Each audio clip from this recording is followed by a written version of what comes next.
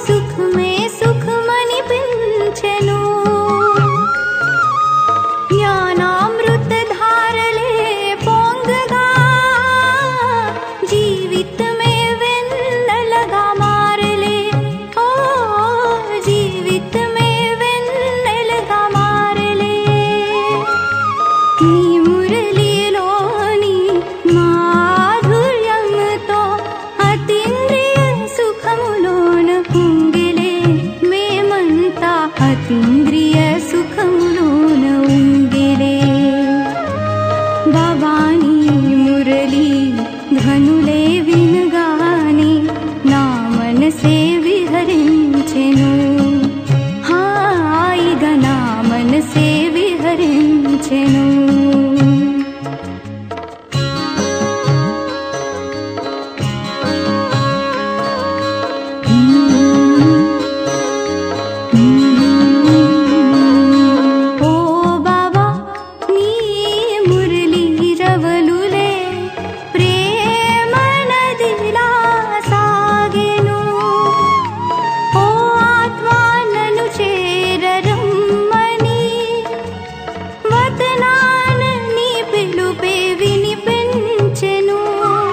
వరదాన పాలనలోని శక్తులే పంచగా పిలిచేవనన్నే నీదరికి ఓ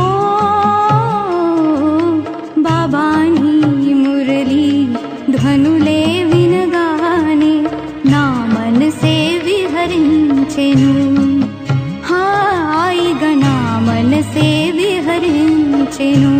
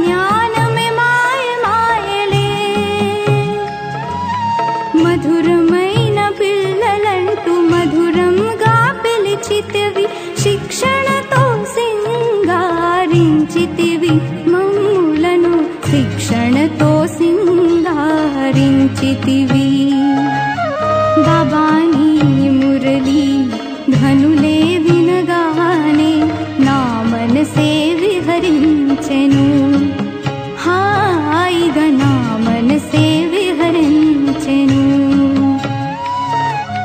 ना मनसे विहरिंచెను हायिगा ना मनसे विहरिंచెను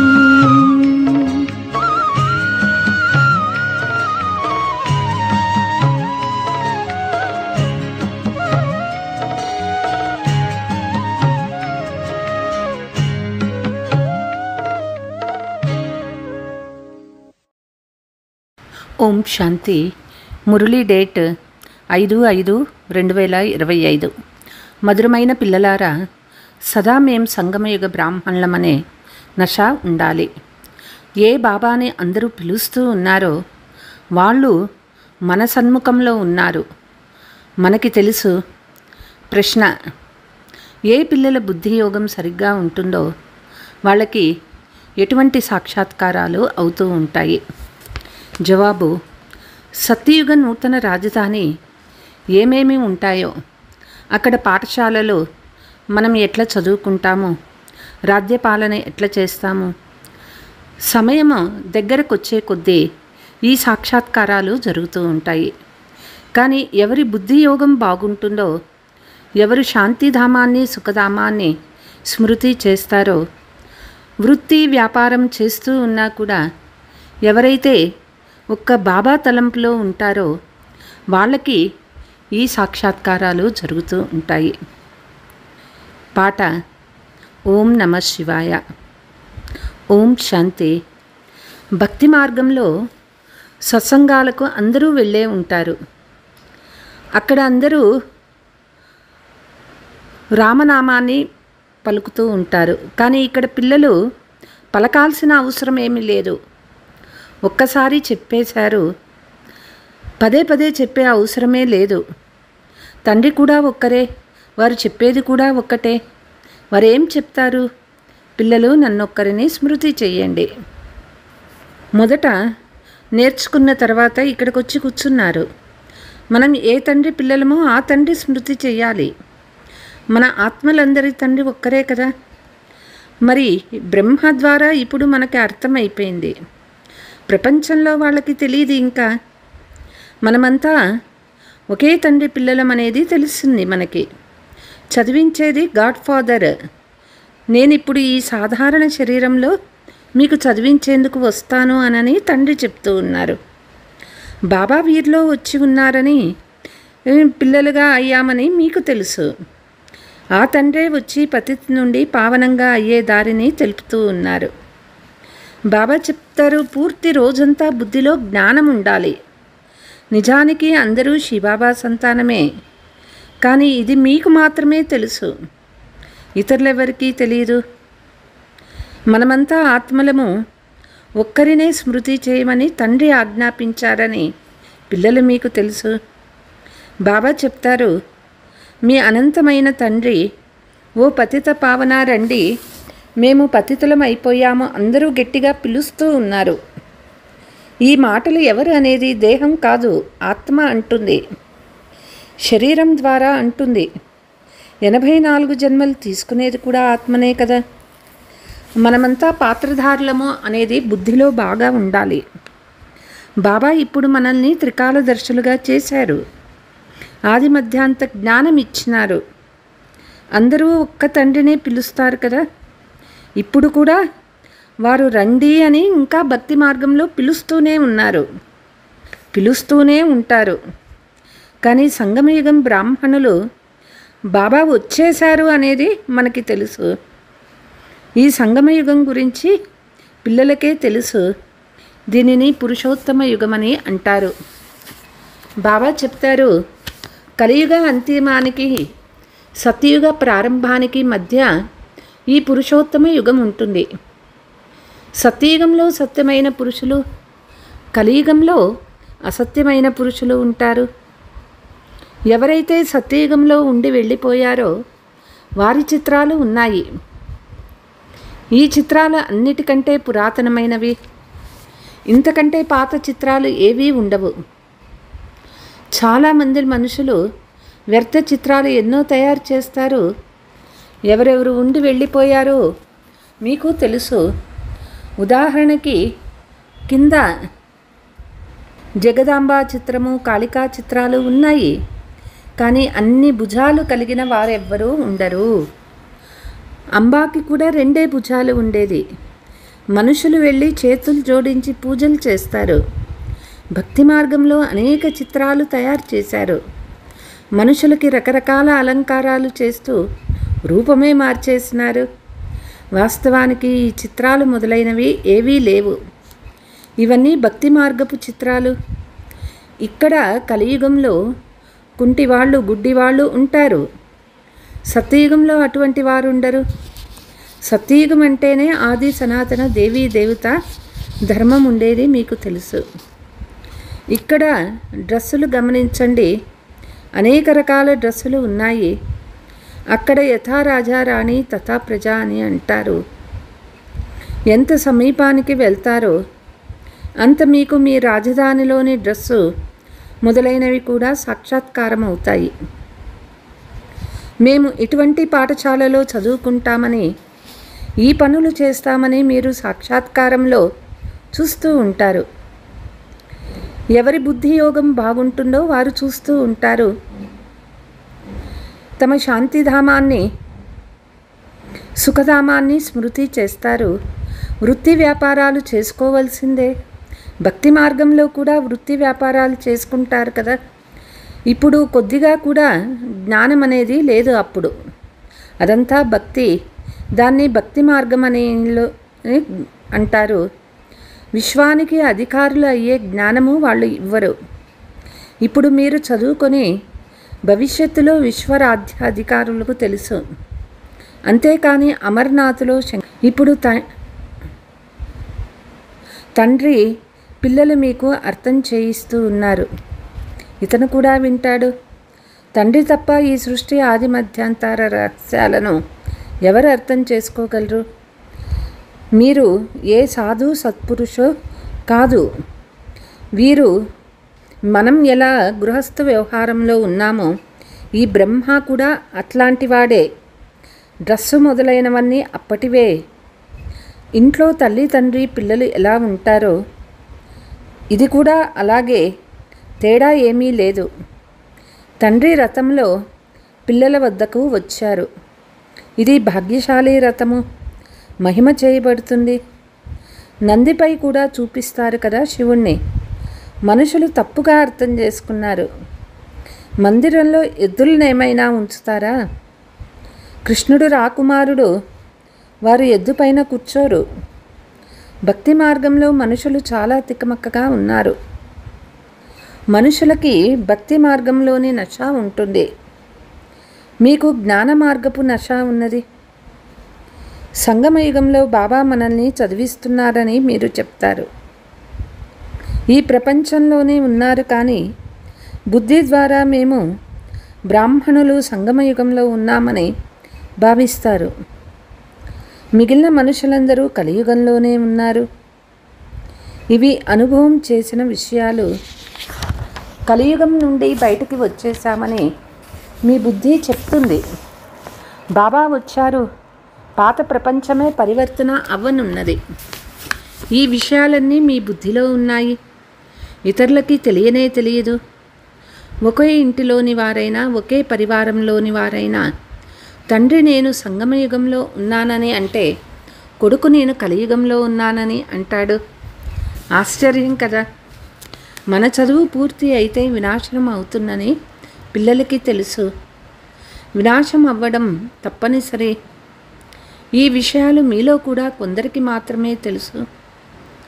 ప్రపంచం వినాశం అవుతుందని అర్థం చేసుకుంటే కొత్త ప్రపంచం కొరకు ఏర్పాట్లు చేసుకోవటంలో లగ్నమైపోతారు.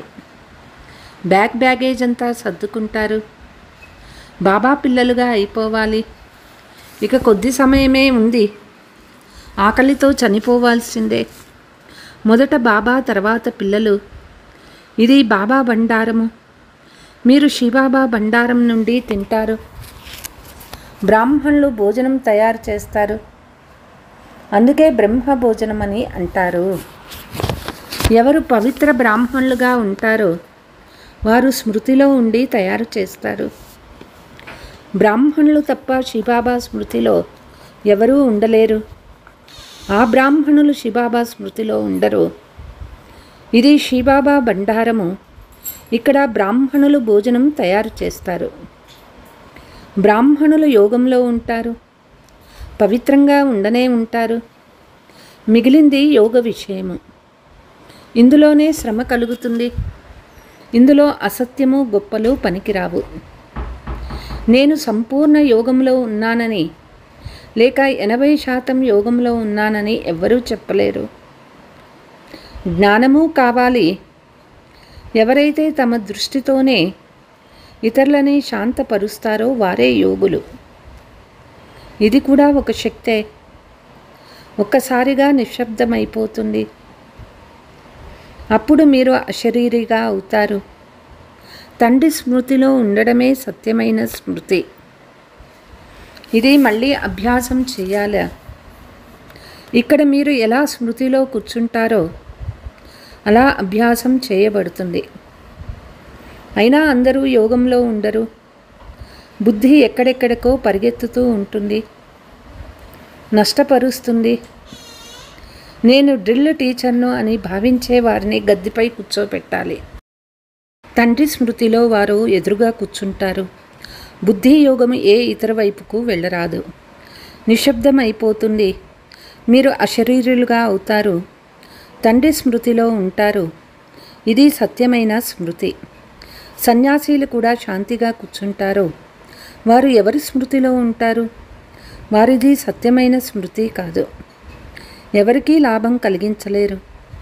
వారు సృష్టిని శాంతపరచలేరు. తండ్రిని గురించి వారికి తెలియనే తెలియదు.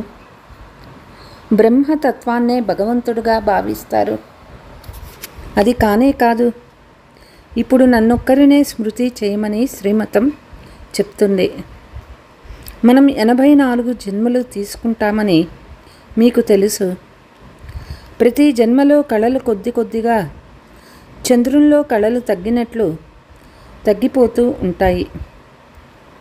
చూసేందుకు తగ్గినట్లు కనిపించదు. ఇప్పుడు ఇంకా ఎవరు సంపూర్ణంగా అవ్వలేదు. పోను పోను మీకు సాక్షాత్కారాలవుతాయి. ఆత్మ చాలా చిన్నది. అది కూడా సాక్షాత్కారం అవుతుంది. లేకుంటే వీరిలో లైట్ ఎక్కువగా ఉందని, వీరిలో తక్కువగా ఉందని పిల్లలెలా చెప్పగలుగుతారు? ఆత్మను దివ్య దృష్టితో మాత్రమే చూడగలుగుతారు. ఇది కూడా డ్రామాలో నిర్ణయించబడింది. నా చేతిలో ఏమీ లేదు. డ్రామా నాతో చేయిస్తుంది. ఇదంతా డ్రామా అనుసారం జరుగుతూ ఉంటుంది. భోగు మొదలైనవి కూడా డ్రామాలో నిర్ణయించబడినవే. సెకండు పాత్రాభినయం జరుగుతూ ఉంటుంది. తండ్రి పావనంగా ఎలా అవ్వాలో శిక్షణ ఇస్తూ ఉన్నారు. తండ్రిని స్మృతి చెయ్యాలి. పతితమైపోయిన చిన్న ఆత్మ ఇప్పుడు మళ్ళీ పావనంగా అవ్వాలి. ఇది అద్భుతమైన విషయం కదా.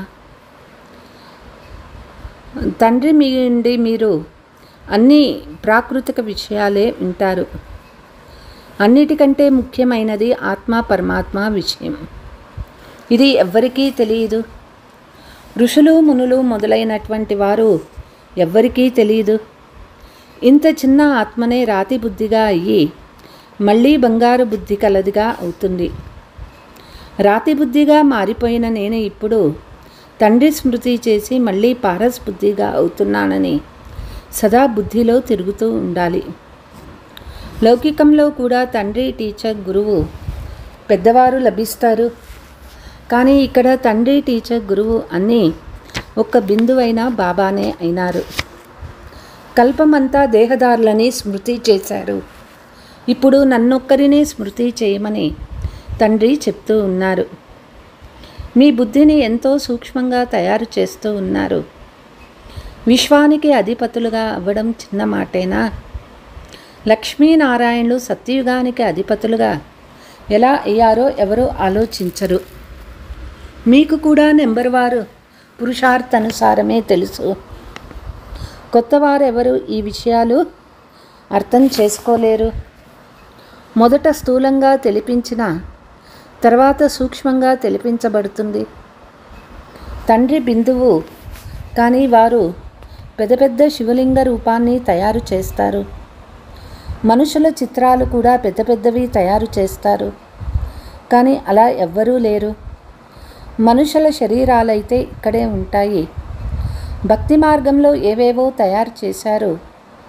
మనుషులు చాలా తికమక పడి ఉన్నారు. జరిగిపోయిన విషయాలు మళ్ళీ జరుగుతాయని తండ్రి చెప్తూ ఉన్నారు.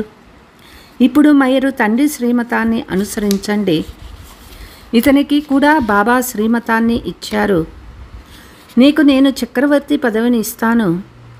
ఈ సేవలో లగ్నమై వారసత్వం తీసుకునే పురుషార్థం చెయ్యి. ఇవన్నీ వదిలేయమని సాక్షాత్కారం చేయించారు కదా.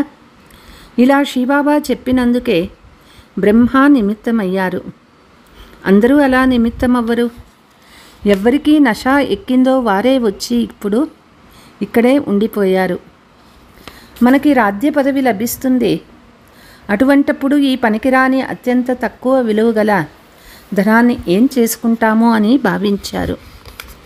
బాబా పిల్లలతో పురుషార్థం చేయిస్తూ ఉన్నారు. రాజధాని స్థాపన అవుతూ ఉన్నది. మేము లక్ష్మీనారాయణలు తక్కువగా అవ్వము అని కూడా అంటారు. అయితే శ్రీమతాన్ని అనుసరించి చూపించండి. కేవలం మాటలు చెప్పకండి. నా పిల్లల గతి ఏమవుతుంది అనేమైనా ఈ బాబా అన్నారా? ప్రమాదంలో ఎవరైనా మరణిస్తే వారి పిల్లలు ఆకలితో ఉంటారా? బంధుమిత్రులు ఎవరో తినేందుకు ఇస్తారు, సహాయం చేస్తారు. బాబా ఎంత పాత కుటీరం ఉన్నారో చూడండి. పిల్లలు మీరు వచ్చి ఇక్కడ భవనాలలో ఉన్నారు. పిల్లలు బాగా తినండి, తాగండి, ఉండండి అని తండ్రి అభిలాష. ఏమీ తీసుకురని వారికి కూడా అన్నీ చక్కగా లభిస్తాయి. బాబా కంటే మంచి సౌకర్యాలతో ఉన్నారు. శ్రీబాబా చెప్తూ ఉన్నారు, నేను దేశాలు తిరిగే యోగిని. ఎవరికైనా కళ్యాణం చేసేందుకు వెళ్ళగలను. జ్ఞానవంతులైన పిల్లలు ఎప్పుడూ సాక్షాత్కారాలు మొదలైన వాటి ద్వారా సంతోషించరు. యోగము తప్ప వేరే ఏదీనూ లేదు. సాక్షాత్కారాలు జరిగాయని సంతోషపడరాదు. अच्छा, मीठे मीठे सिकीलते बच्चों प्रति मात पिता बाप दादा का याद प्यार और गुड मॉर्निंग. रूहानी बाप की रूहानी बच्चों को नमस्ते. हम रूहानी बच्चों की रूहानी मात पिता बाप दादा को याद प्यार गुड మార్నింగ్, నమస్తే నమస్తే. ధారణ: దృష్టితోనే ఎవరినైనా శాంతపరచగలిగే యోగ స్థితిని తయారు చేసుకోవాలి. సంపూర్ణ నిశ్శబ్దం ఏర్పడాలి. దీని కొరకు అశరీరీగా అయ్యే అభ్యాసం చేయాలి. సత్యమైన జ్ఞాన నశాలో ఉండేందుకు సంగమయుగంలో ఉన్నాము. ఇప్పుడు ఈ పాత ప్రపంచం పరివర్తన అయిపోతుంది. మేము మా ఇంటికి వెళ్తున్నామనే స్మృతి ఉండాలి. సదా శ్రీమతాన్ని అనుసరిస్తూ ఉండాలి. కేవలం మాటలు మాట్లాడేది మాత్రమే కాదు.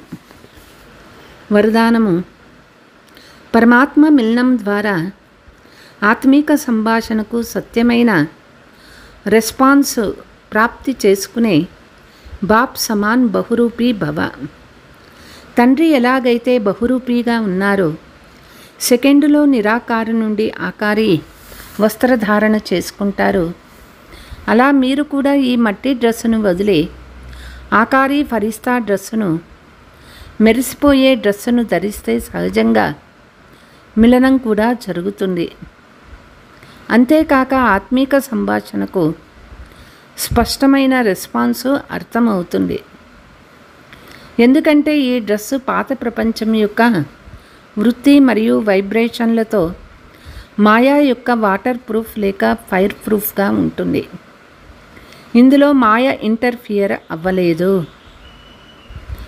స్లోగన్: దృఢత అసంభవాన్ని కూడా సంభవం చేస్తుంది. ఓం శాంతి.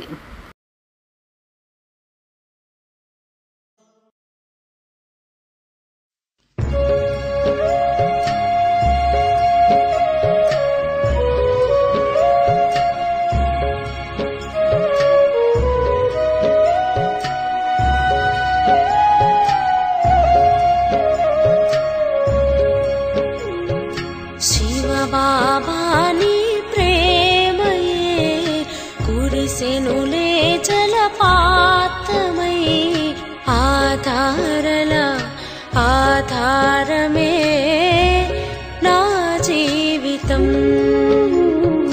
శివబాబా నీ ప్రేమయే కురిసెనులే జలపాతమై ఆధారల ఆధారమే నా జీవితం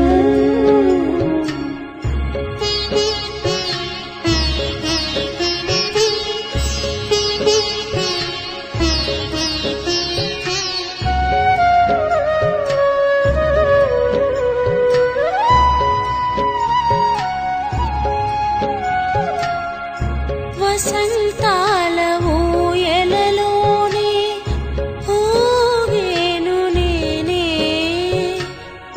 తళతళమని వీరిసే నాలోని ప్రేమ అందమైన రూపం చెదరిపోదు కలలోనేనా జీవించెను నా మనసే సదా నీ స్మృతిలోనే మధురం మధురం నీ నామం చిలికెను మనసులో మకరందం నీలాలన పాలనలే నా జీవితం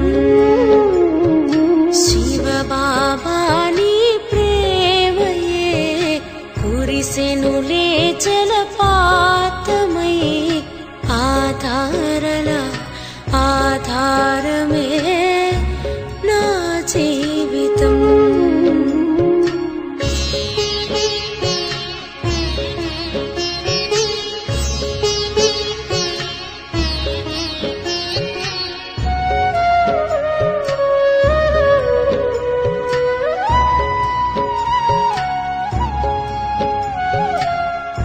నీ తలపుల అలలై పొంగి మునిగేను నేను ఆమునకే సుఖమనిపించే లౌకికానికే చిత్రంగా పువ్వులన్నీ ముళ్ళుగా ముళ్ళన్నీ పూలుగా కొండైనా రాయిగా మారును నీ మహిమతో బాబా చింతలేనిది చింతన చేరెను నేను నీ చింతన జోడించెదా నా మనసును నీ ప్రేమలో శివబాబా నీ ప్రేమయే కురిసెనులే జలపాతమై ఆధారల ఆధారమే నా జీవితం ఆధారల ఆధార